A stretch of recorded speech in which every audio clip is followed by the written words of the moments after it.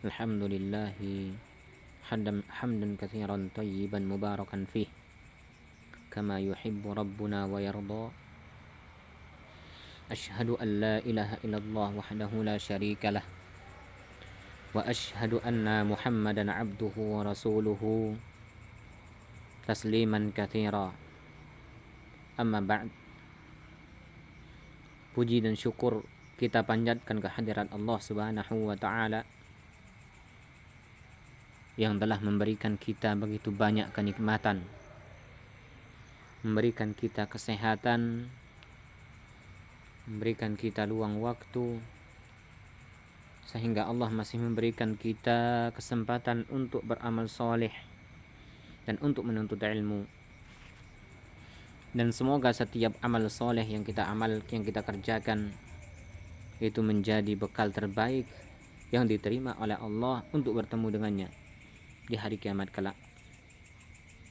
Salawat serta salam semoga tetap tercurahkan kepada junjungan kita, tauladan kita, Nabi kita Muhammad sallallahu alaihi wasallam, kepada keluarga beliau, para sahabat beliau, dan umat beliau seluruhnya. Baik, ikhwan dan akhwat yang dimuliakan oleh Allah Subhanahu wa taala, kita lanjutkan pembacaan kitab Asyru Qawaida fi Tazkiyatin Nafsi, 10 kaidah di dalam penyucian jiwa. Kita kemarin telah menyelesaikan bacaan di kaidah yang pertama dan yang kedua. Sekarang kita masuk di kaidah yang ketiga. Ya, yang pertama kaidah yang pertama dalam penyucian jiwa, yakni at-tauhidu aslu ma tazku bihin nufusu. Tauhid merupakan pokok utama dalam bersihnya jiwa.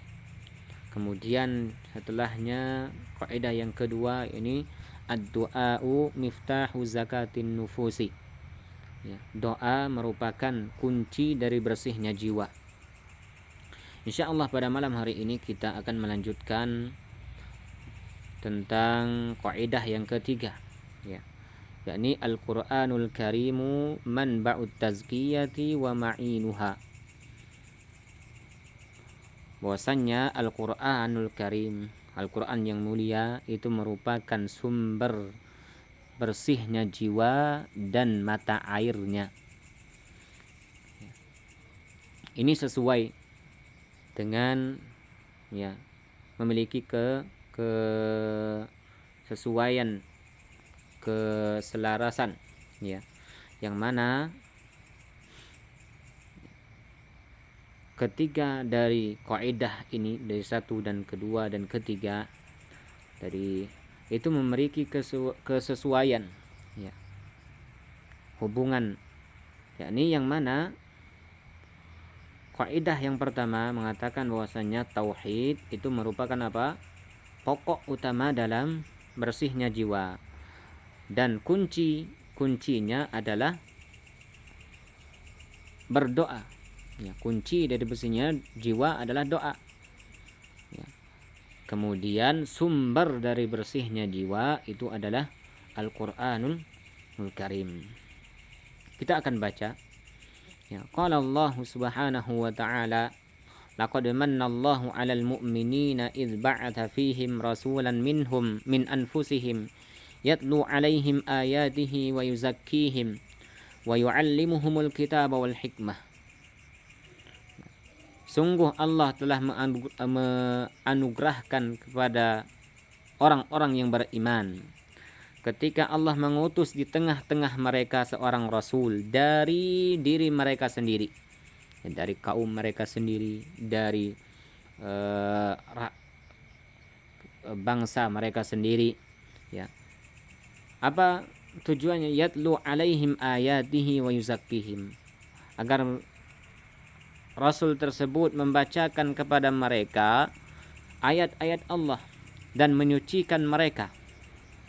Wa yu'allimuhumul kitaba wal hikmah. Dan ini menjadi pembahasan kita, yakni wa yu'allimuhumul kitaba wal hikmah, yang mana rasul tersebut, ya, mengajarkan mereka Al-Qur'an. fa'a'zamu ma tazku bihin nafsu Al-Qur'anul Karim. Ya. Dan yang paling besar pengaruhnya dari apa yang menyebabkan jiwa itu bersih, yakni Al-Qur'anul Karim. Alladhi huwa kitabu tazkiyati wa manba'u wa manba'uha wa ma'inuha wa masdaruha. Ya. Yang mana Al-Quran itu merupakan kitab yang menyucikan, ya, dan sumber darinya dan mata air darinya. Ya, wa masdaruha sama maknanya apa? Sumber dari bersihnya jiwa. Faman arada li nafsihi tazkiyata falyatlubha fil kitabillahi ta'ala azza wa jalla. Maka barang siapa yang menginginkan jiwanya itu bersih, maka hendaklah ia mencarinya di dalam Al-Quran, di dalam kitab Allah Ta'ala. Ya, kita membaca Al-Quran, maka hati kita akan menjadi lembut dengan mentadaburinya, ya, merenungi ayat-ayatnya, mengambil faedah dari peringatan, ya, takut akan siksaan Allah ketika membaca Al-Quran, membaca ayat-ayat yang mengandung ancaman, bergembira, berharap ketika membaca ayat-ayat yang menceritakan tentang surga. Maka ketika kita merenungi membaca Al-Quran dengan tadabbur, dengan merenungi ayat-ayat Al-Quran, maka jiwa kita akan menjadi bersih. Ya. Qala Ibnu Abbas radhiyallahu anhuma, dhaminallahu liman ittaba'al Qur'ana alla yadhilla fid dunya wa la yashqa fil akhirah. Ibnu Abbas radhiyallahu anhu mengatakan, Allah menjamin bagi orang-orang yang mengikuti Al-Qur'an, ya, dengan apa? Mereka tidak akan tersesat di dunia dan mereka tidak akan sengsara di akhirat. Kemudian beliau membacakan ayat apa? Famanit taba'a huda fala yadhillu wa la yashqa. Barang siapa yang mengikuti petunjuk, yakni Al-Qur'an, ya, Al-Qur'an itu petunjuk bagi manusia, hudal linnasi wa bayyinatin minal huda wal furqan, sebagai petunjuk bagi manusia dan pembeda dari yang benar dan yang batil, yang hak dan yang batil. Ya, dan juga petunjuk bagi orang-orang bertakwa. Alif lam mim dzalikal kitabu la raiba fihi hudal lil muttaqin. Ya, bagi orang yang mengikuti petunjuk, maka mereka tidak akan tersesat dan tidak akan pernah apa? Tidak akan pernah sengsara di akhirat kelak. Wa qala ta'ala, Allah juga berfirman, ya ayyuhan nas qad ja'atkum mau'izatun mir rabbikum wa shifaa'un lima fis sudur wa hudaw wa rahmatul lil mu'minin. Wahai manusia, sungguh telah datang kepada kalian mau'izah, ya, peringatan atau nasihat dari Tuhan kalian, dan penyembuh bagi apa-apa yang ada di dalam dada-dada, dan sebagai petunjuk dan rahmat bagi orang-orang yang beriman kepada Allah. Qala Ibnu Qayyim rahimahullah, ya, Al-Qur'anu huwa syifa'ut tamu min jami'il adawa'il qalbiyyah wal badaniyah. Ya. Al-Qur'an itu merupakan penyembuh yang sempurna dari seluruh obat-obat hati dan obat badan. Ya. Wa adawa'id dunya wal akhirah, dan ya, sebagai penyembuh dari penyembuh yang sempurna dari obat-obat akhirat dan dunia. Wa qala ta'ala alladzina atainahumul kitaba yatlunahu haqqa tilawatihi ulaika yu'minuna bih. Allah berfirman, wahai orang-orang yang kami berikan kepada mereka Al-Qur'an, ya, kemudian mereka membacanya dengan sebenar-benar bacaan, haqqa tilawati, ulaika yu'minuna bih, mereka itulah orang yang beriman dengan Al-Qur'an tersebut. Wa tilawatul kitabi haqqa tilawati, Dan yang dimaksud dengan apa? Membaca Al-Quran dengan sebenar-benar bacaan itu takunu bi qiraatihi wa hifdhihi wa fahmihi wa tadabburihi wal amali bihi.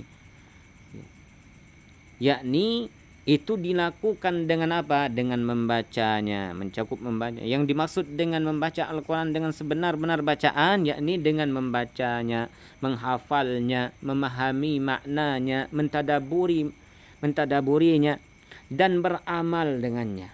Ini ya, ada berapa? Membaca, kemudian menghafal, kemudian memahami, kemudian mentadaburi, kemudian beramal. Ada 5 ya, yang disebut dengan benar-benar membaca Al-Quran.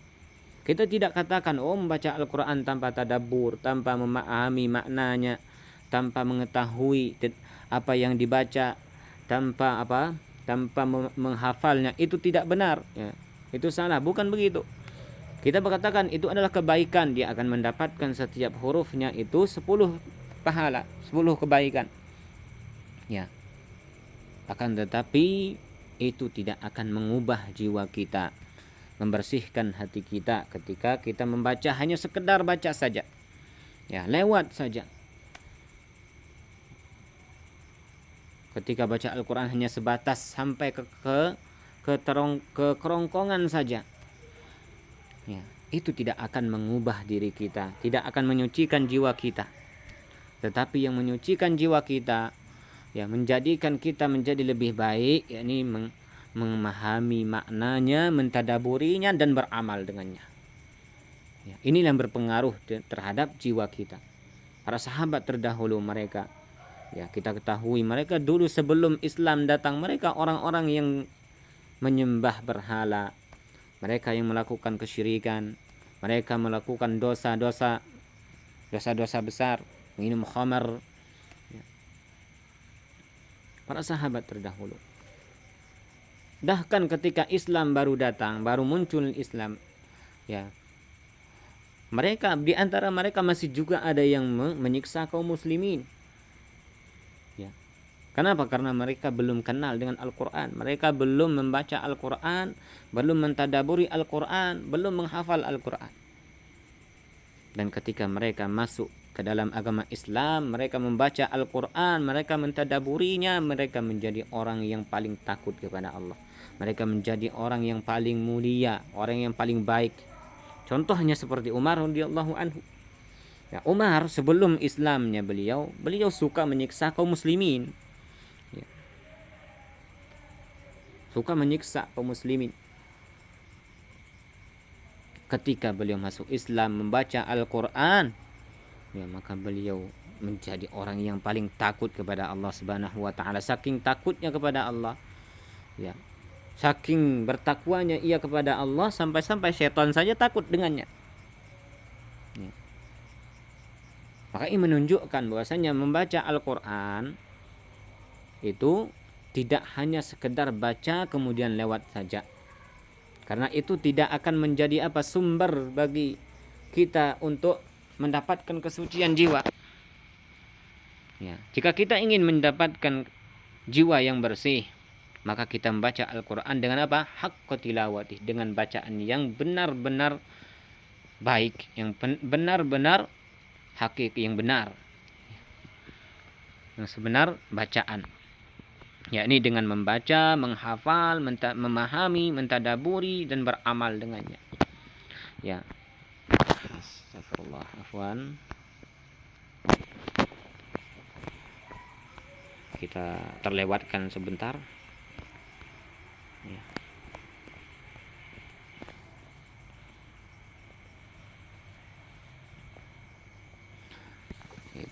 Sampai mana tadi? Ya, sampai membacanya, menghafalnya, memahaminya, dan mentadaburi, dan beramal dengannya. Itulah yang dijelaskan oleh para sahabat dan para tabi'in, kama fassarahu bidzalika as-sahabatu wat tabi'un ya. Yang disebut dengan sebenar-benar bacaan itu dengan membaca, menghafal, memahami, mentadaburi, dan beramal, itu yang dijelaskan oleh para sahabat dan para tabi'in.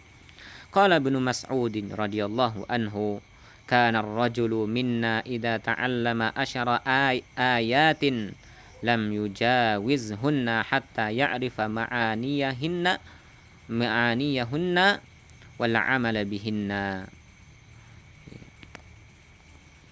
Ibnu Mas'ud mengatakan, dulu ya, seorang dari kami ketika mereka mempelajari Al-Quran, 10 ayat dari Al-Quran, maka mereka tidak akan melewatinya, tidak akan lanjut ke ayat selanjutnya sampai mereka mengetahui makna-maknanya, memahami makna-maknanya dan beramal dengannya, dengan Al-Quran. Ya, dengan 10 ayat tersebut mereka baca Al-Quran, belajar Al-Quran sama Rasul sallallahu alaihi wasallam 10 ayat, mereka tidak akan melewati, akan lanjut ke ayat selanjutnya sampai mereka itu beramal dengan 10 ayat tersebut, sampai mereka benar memahami tentang ayat tersebut. Ya. Wa qira'atul Qur'ani duna fahmi ma'anihi au amali bima jaa fihi la tu'addu ya, tilawatan bihaqqin. Ini beliau katakan apa? Maka membaca Al-Quran dengan tanpa memahami makna-maknanya atau beramal dengan apa-apa yang datang di dalamnya, maka itu tidak dianggap dengan bacaan yang benar. Ya. Walidha yaqulul Fudail bin Iyad. Oleh karena itu Fudail bin Iyad itu berkata, kita tentang Fudail bin Iyad, ini orang yang dulunya seorang preman, seorang pencuri, pembegal, ya. Kemudian beliau bertobat, beliau berubah menjadi orang yang lebih baik, beliau menjadi ulama yang terkenal, yang terkemuka. Beliau mengatakan, innama nazalal Qur'anu liyu'mala bihi. Sesungguhnya Al-Quran itu turun untuk diamalkan dengannya, untuk beramal dengannya. Ya. Al-Quran diturunkan kepada kita agar kita beramal dengannya, mengambil faedah darinya, mengambil mau'izah, mengambil peringatan darinya. Ya. Fattakhadan nasu qira'atahu amalan, dan sungguh ya, orang-orang telah menjadikannya itu sebagai, telah membacanya dan menjadikan bacaannya itu apa? Sebagai amalan. Ini para sahabat terdahulu. Ya, ketika Al-Quran turun, mereka beramal dengannya. Maka para sahabat telah menjadikan bacaan Al-Quran mereka itu sebagai amalan mereka. Wa idza akramallahu subhanahu wa ta'ala abdahu bitilawatil Qur'ani wa tadabburihi wa mujahadati nafsi 'alal 'amali bihi nala minat tazkiyati aw farad nasibin. Ya. Ketika Allah telah memuliakan seorang hamba dengan membaca Al-Quran dan mentadaburinya dan mengusahakan jiwanya untuk beramal dengannya, maka dia telah memperoleh kesucian dengan bagian yang banyak, ya, kesucian yang jiwanya yang banyak. Hadza wallahu a'lam bis-shawab. Ya, ini yang dapat kita bacakan pada malam hari ini. Ini sebagai nasihat untuk kita agar kita senantiasa membaca Al-Quran, yang ikhwah dan akhwat yang dimuliakan oleh Allah. Karena dengan membaca Al-Quran itu menjadi sumber dari bersihnya jiwa kita. Dan membaca bukan hanya sekedar membaca saja, tapi kita mentadaburinya, memahami makna-maknanya.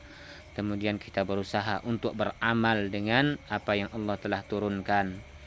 Ya, dan membaca Al-Quran tentunya memiliki faedah, memiliki keutamaan yang besar, ya, pahala yang sangat besar. Kata Rasulullah sallallahu alaihi wasallam, man qara'a harfan min kitabillah, ya, falahu hasanah wal hasanatu asyru amsaluha.